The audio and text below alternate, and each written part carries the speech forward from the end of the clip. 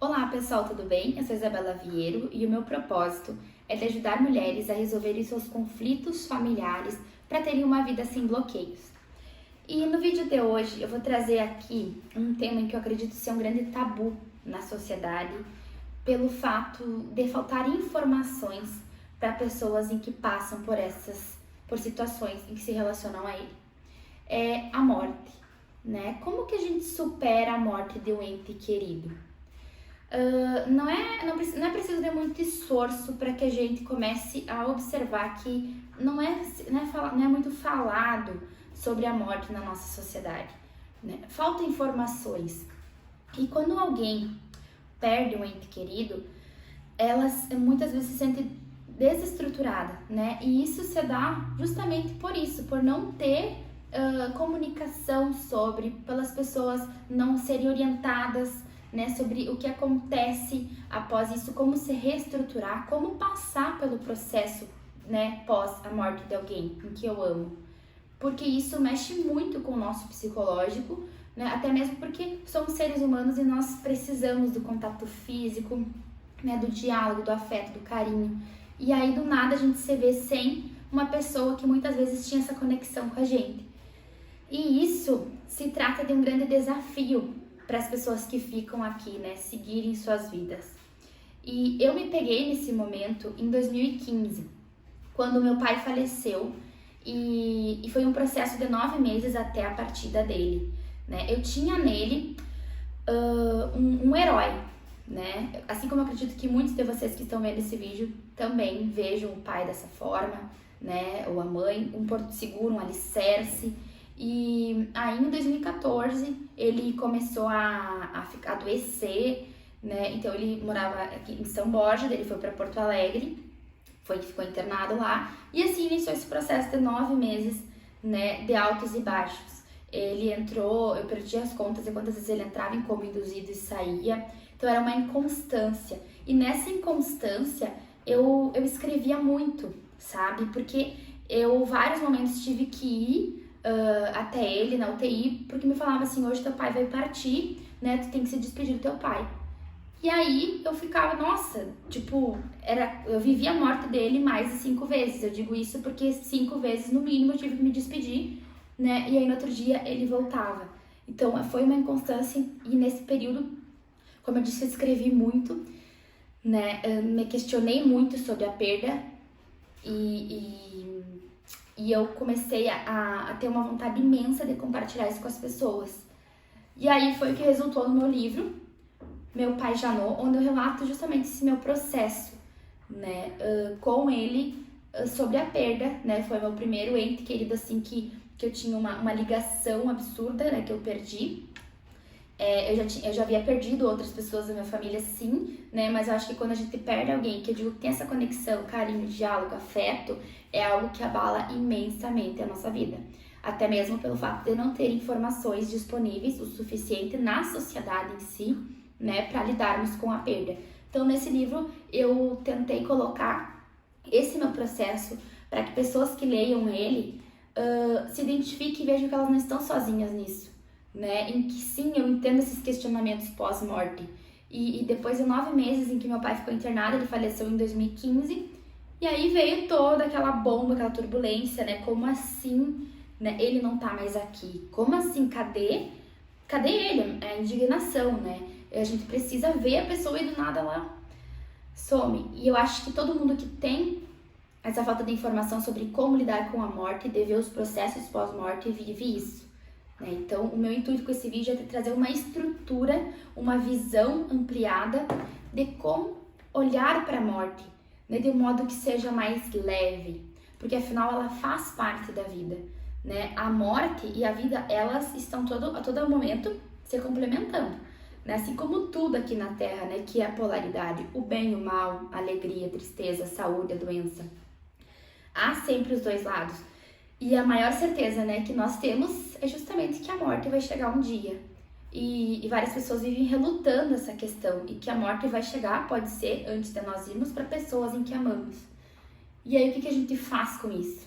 Nós vivemos negando esse fato, deixamos que quando acontecer, a gente sofra, ou a gente já vai internalizando essa ideia, né, criando uma maturidade, uma inteligência emocional para aceitar esse fato da vida, né, que ela é impermanência, que ciclos começam, ciclos terminam. E isso tá tudo bem, faz parte, né, não precisa ser visto como um bicho papão, né, um monstro em que, nossa, eu não quero olhar. Porque o fato de não querer olhar é justamente o que cria esse tabu na sociedade. É preciso falar sobre a morte, né?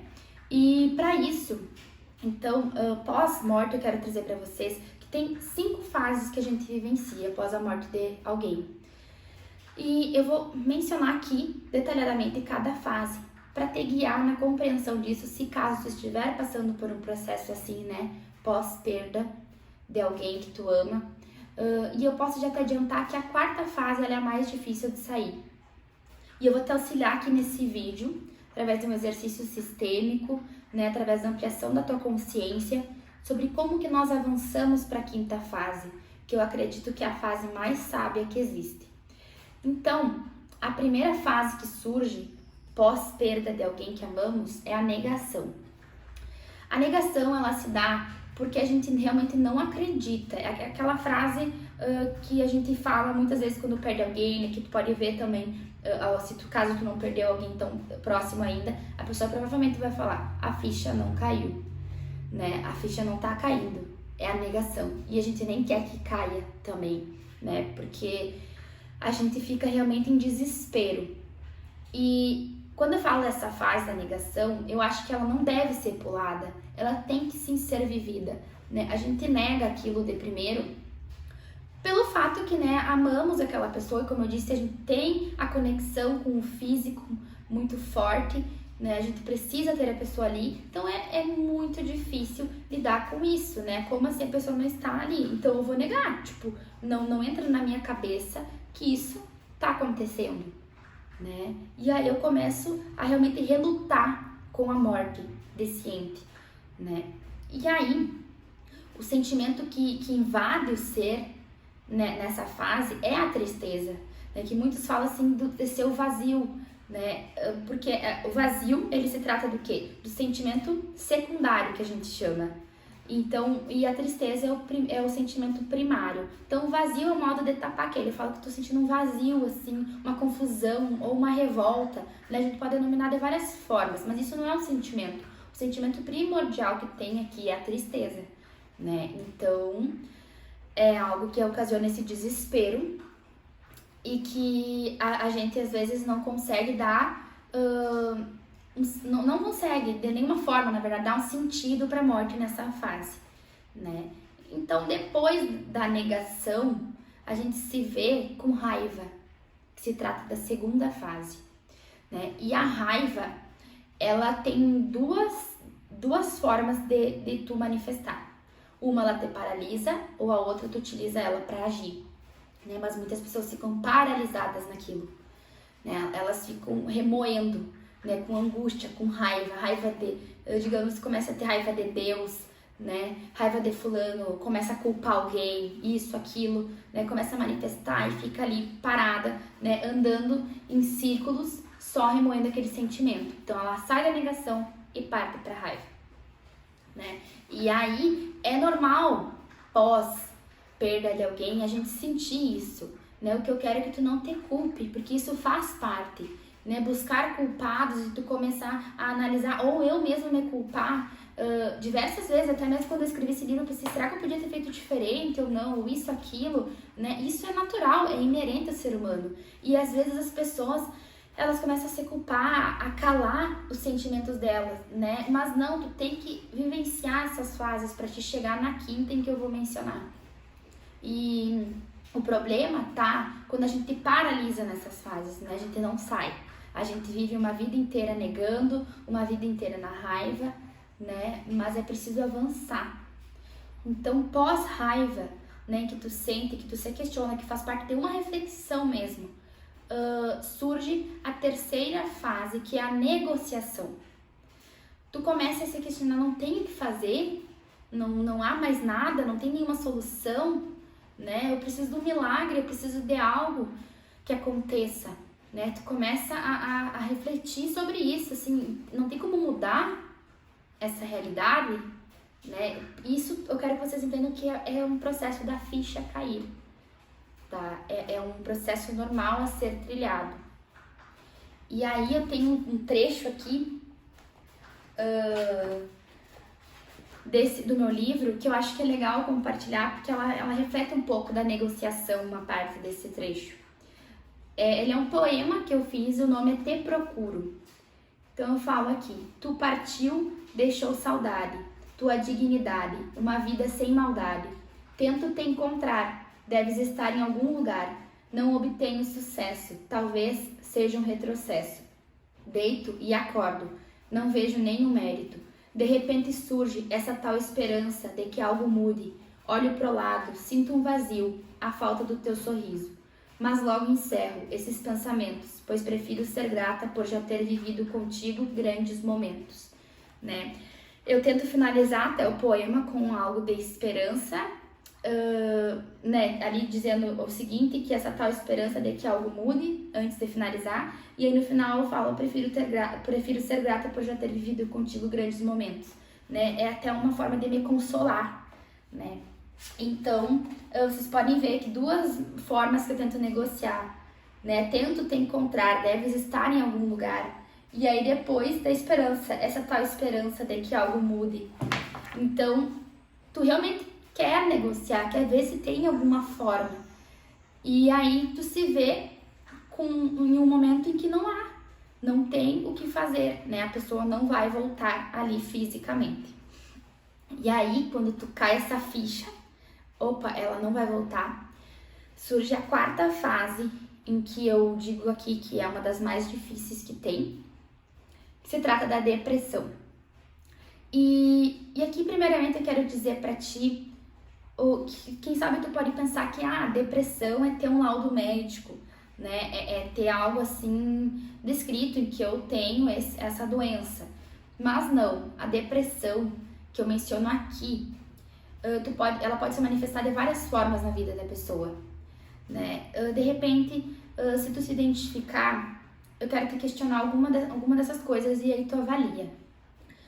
Tu sente muitas vezes uma fraqueza de seguir na vida, sabe? Sente como se fosse um vazio constante, como se tu não tivesse força para iniciar algum projeto, para concluir algum projeto, para buscar um trabalho, né? Ou tu sente que tu não merece ter um relacionamento saudável, ou até que tu merece, mas tu não consegue. Tu sente que tem algum bloqueio dentro de ti que te impede de realmente estar em paz consigo mesma. Então, isso pode ser, se caso para alguma dessas perguntas que eu te fiz, tu disser sim, isso pode ser um tipo de depressão, né? Porque não pense que é normal viver muito tempo com essas angústias, com esses bloqueios. Então, o que também rege muito essa fase é a tristeza, né? E pode ser que tu fale assim: eu vivo angustiada, ansiosa, aflita, né? Mas a essência dessa fase aqui é a tristeza, porque ela passa a reger a tua vida, né? E muitas vezes tu pode até nem ter consciência que é a tristeza, porque tu acha assim que quem sabe da negociação, tu foi ali, pula pra depressão, né? Que é uma tristeza sutil, tu perde a graça em algumas coisas da vida, tu não consegue rir mais como antes. E aí, isso aqui eu quero te trazer uma ideia que pode durar também anos na vida de alguém, né? A fase de pular da negação pra depressão. Então, tu adapta pra tua experiência aí, né? Eu quero que tu vá refletindo comigo. E aí, nessa fase da depressão, a pessoa realmente ela vai perdendo o gosto pela vida, sabe? Porque como aquele ser partiu, ela fica aqui, né? E aí, ela não consegue olhar mais com um brilho nos olhos para o que há aqui ainda. Isso se torna muito difícil para a pessoa, né? Isso vai trazendo diversas complicações na vida dela pelo fato de inconscientemente muitas vezes ela estar triste, né? E aí vai vindo situações que vão transformando tudo num caos e ela vai perdendo a força, aqui digamos que é a vida, de olhar para a vida dela. Digamos que ela só fica olhando no inconsciente para a pessoa que já partiu. A alma dela está lá ainda. E com base nisso, eu vou trazer para vocês agora uma reflexão sistêmica em que a depressão que eu falo aqui, né, ela acontece muitas vezes pelo fato da pessoa que ficou aqui em vida estar emaranhada com a morte daquele ser. E por um amor inconsciente, a gente chama, até nas constelações familiares, o amor cego, que o Bert Hellinger, pai das constelações, ele denominou, que é aquele amor que realmente pode adoecer. A pessoa, através desse amor cego, ela não se sente mais no direito de ser feliz quando aquela pessoa que ela ama parte. E inconscientemente, ela pode estar caminhando para a morte também, né? Então, ela quer acompanhar esse ser que está aqui, né? Que já partiu. Ela não tem força mais de olhar para a vida dela, que está aqui. Ela não consegue, né? Porque ela também sente culpa por seguir vivendo, né? E isso também é uma coisa interessante, porque muitas pessoas às vezes partem de formas trágicas, né? Aqui no meu processo que eu mencionei, foram 9 meses que eu fui vivenciando, me preparando para a perda do meu pai, né? E eu não digo que essa é mais fácil do que aquela, cada uma tem suas particularidades. Mas aquela pessoa aí que perde alguém, né, rapidamente, assim, que recebe a notícia, a pessoa partiu, eu posso chamar isso muitas vezes de uma morte trágica, né? Então, é um choque momentâneo, a pessoa não tem a oportunidade de ir preparando a mente, e aí após isso ela vai ter que vivenciar intensamente essas fases que eu tô mencionando. E aí, como eu disse, muitas vezes ela pode não avançar nessa fase, ela pode viver lá na negação, na primeira, ou ela pode viver na raiva, na segunda, ou ela pode viver na terceira, na negociação, né? E aí, ela fica lá, ou ela pode viver sempre na depressão, que é essa que eu tô mencionando. E por isso, pelo fato dela ter partido de um modo rápido, trágico, eu fico me sentindo muito culpada de ser feliz sem aquela pessoa aqui, né? Mas o que eu quero trazer pra vocês, isso é que cada pessoa tem o seu destino. Cada pessoa tem o seu caminho para seguir.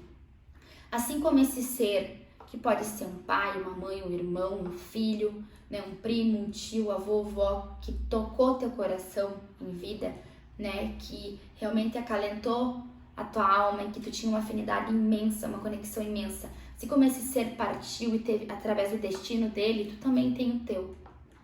E o teu destino também pode ter as tuas dores, né?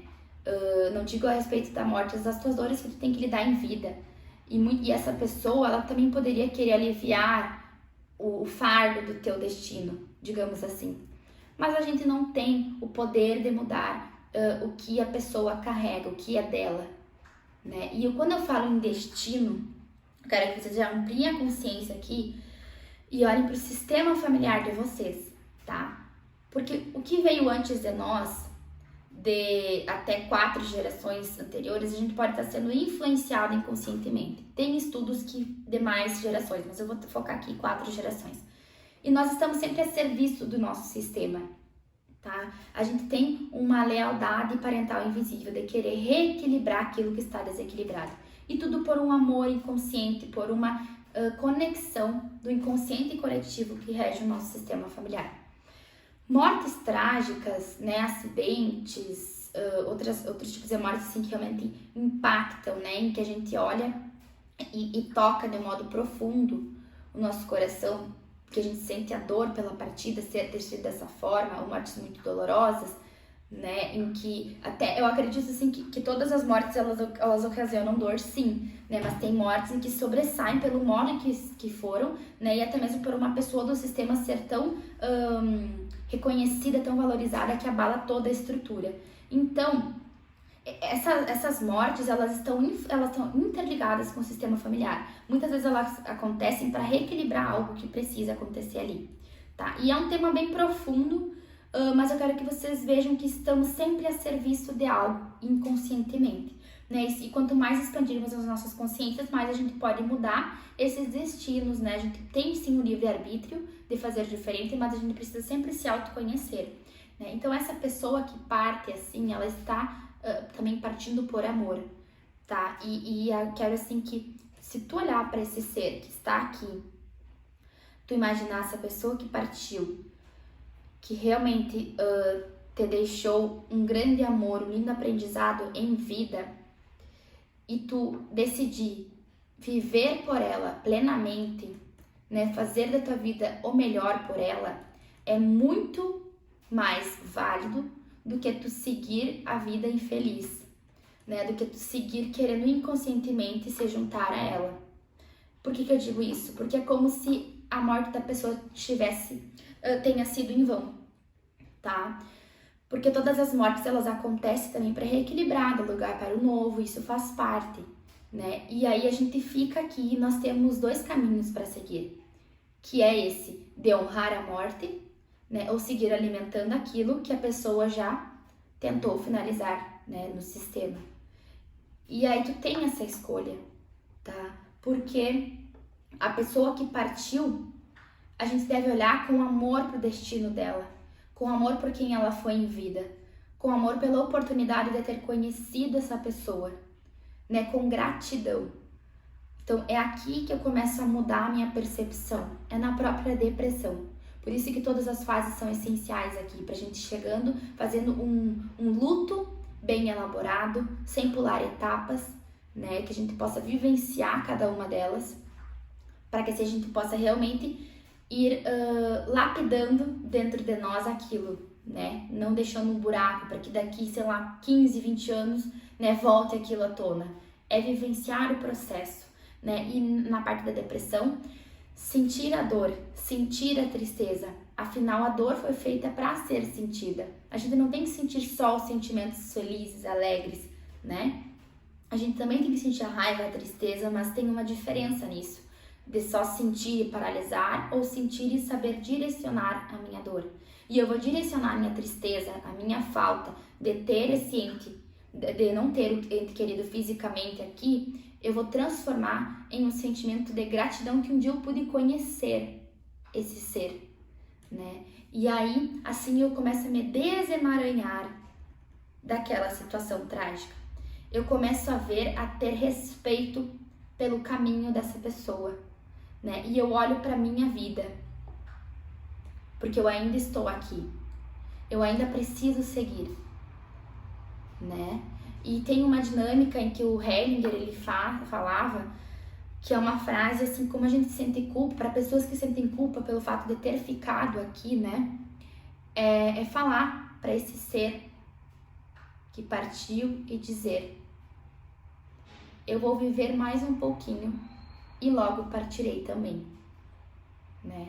E eu digo essa frase para que tu possa olhar para tua vida finalmente e desempenhar o teu papel aqui, assim como essa pessoa desempenhou a dela. Ou quem sabe, se ela não conseguiu concluir algo, tu honrar ela concluindo. E não digo o mesmo plano que ela, mas sim concluindo alguma coisa em que tu tem internamente dentro de ti, e por amor a ela, tu vai fazer isso.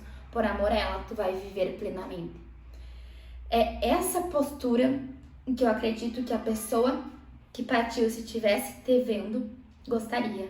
Não alimenta, não siga alimentando a minha dor, né? Eu já finalizei esse ciclo, faz diferente, né? Honra o nosso sistema, né? Olha para tua vida, segue o teu destino. Eu segui o meu.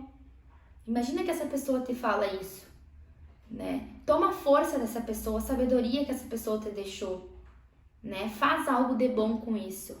Toca o coração das pessoas, né? Porque afinal, já que a vida ela é provisória, né? Ela é passageira, então não é nada definitiva. A gente tem que usar a morte como a nossa aliada nisso. Um dia eu vou partir também, isso é uma certeza. Então, enquanto eu tenho a chance de estar vivo, eu vou viver intensamente. Eu vou aproveitar esse presente com todo o meu coração. Eu vou realmente tratar o hoje como um presente, né? Que eu até coloco no livro, que não é à toa que tem esse nome, presente, né? É a melhor, a coisa mais importante em que a gente tem é estar aqui e agora, né? Respirando, atentos, né? E a gente pode intensificar ainda mais isso no momento que a gente tem consciência que a morte chegará um dia, sem tratar ela como um monstro, né? Porque pelo contrário, a morte ela está ali para que a gente possa fazer da nossa vida o melhor, né? Porque se nós fôssemos eternos, será que a gente daria tanto valor para isso aqui, né? Será que a gente amaria as pessoas intensamente? Será que nós gostaríamos de evoluir, já que a gente sempre estaria aqui? Qual é o sentido de estarmos aqui e a morte existir? Né? Isso eu não envolvo religião, eu envolvo uma reflexão do que é certo. Né? Isso termina um dia. E eu quero que nesse momento tu olhe para esse ente que partiu e fala, eu vou te honrar nessa vida. Eu sei que ela termina, né? Então eu vou fazer algo de bom com isso.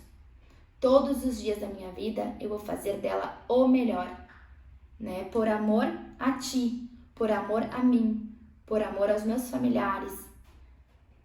Eu vou olhar para ela. E aí nesse momento, eu quero que tu vá adaptando para tua história, que tu imagine essa pessoa que partiu e tu comece a mencionar as falas em que eu vou ir abrindo aqui. Então tu pode respirar bem fundo agora e imaginar esse ente querido na tua frente. Imaginar o olhar de ternura em que ele te emana. E em volta dele, tu pode imaginar uma luz branca. E olha essa pessoa em paz. Olha nos olhos dela. Permita que o amor invada teu coração. E assim, tu vai mencionar mentalmente, olhando para essa pessoa, eu amo você. Eu vejo você.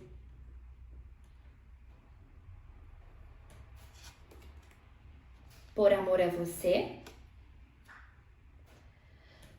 eu vivo a minha vida plenamente.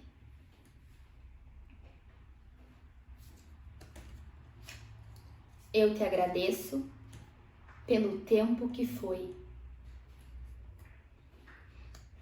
E sente essa pessoa realmente te olhando com muito afeto. Esse é o teu momento de finalizar esse ciclo dentro de ti com muito amor. Teve que ser como foi. Eu respeito o teu destino.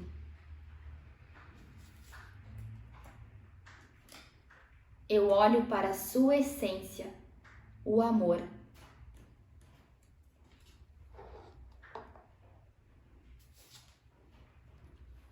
Você continua a viver em mim.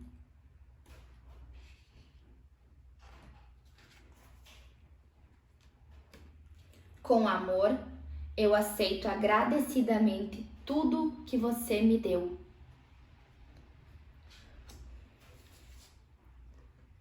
Eu honro você quando vivo plenamente. E assim tu respira fundo e olha essa pessoa sorrindo para ti, sentindo a gratidão por tu estar finalmente respeitando o caminho dela, por tu não estar mais relutando contra isso, por tu estar vendo que tudo aconteceu como tinha que acontecer e que tu tem respeito por isso. E para finalizar, tu vai falar: muito obrigado por tudo.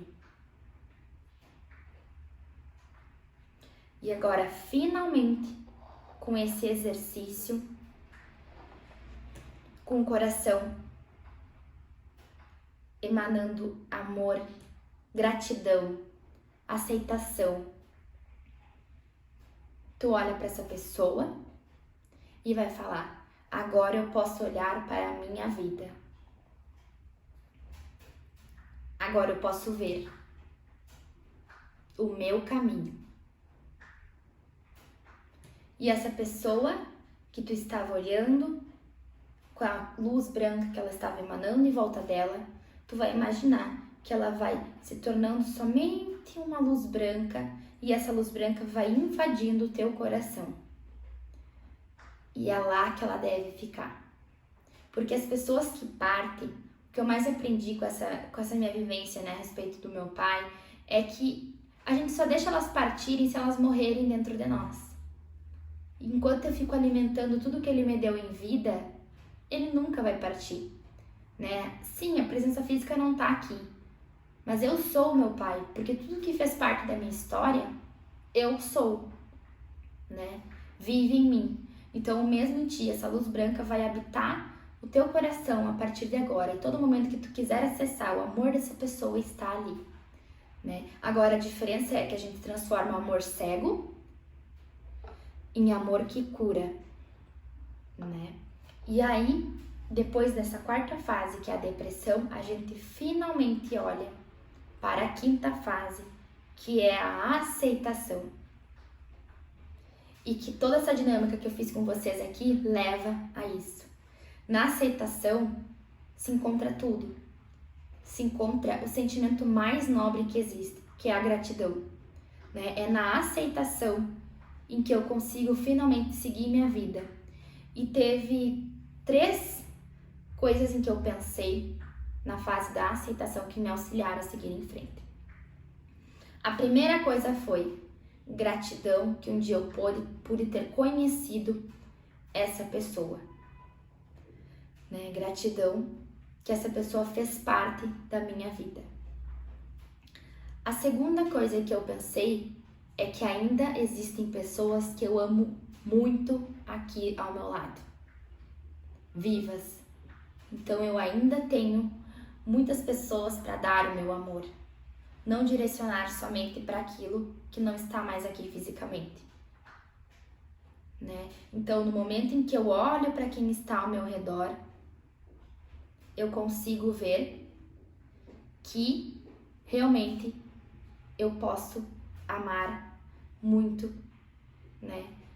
Outras pessoas que estão aqui, que realmente precisam da minha presença, precisam da minha atenção, né? Eu preciso viver, não querer me juntar somente com quem partiu. Eu preciso dar continuidade para a minha vida. E é isso que envolveu a terceira coisa em que eu pensei. Eu ainda estou viva, né? E eu preciso fazer algo de bom com isso.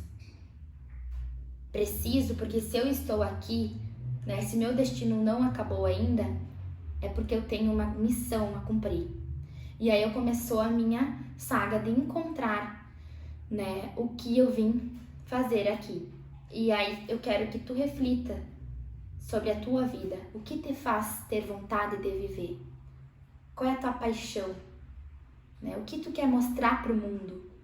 O que faz tu querer viver? E aí eu comecei a olhar para mim.